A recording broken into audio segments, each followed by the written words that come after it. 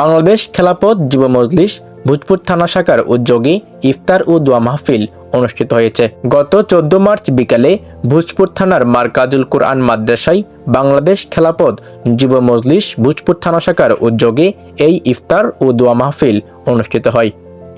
এ উপলক্ষে দেশ ও জাতির কল্যাণে বিশেষ দোয়াও করা হয়।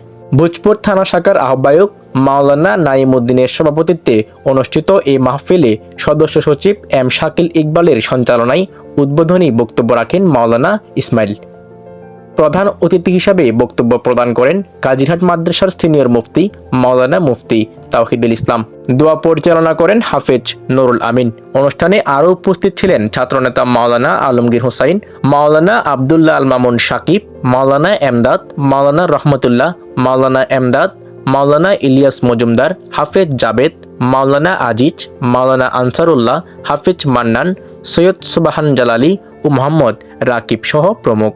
অনুষ্ঠানে অংশগ্রহণকারী সকলের মধ্যেই ইফতার বিতরণ করা হয় এবং দেশ জাতির শান্তি সমৃদ্ধি ও কল্যাণ কামনা করে বিশেষ মোনাজাত করা হয়।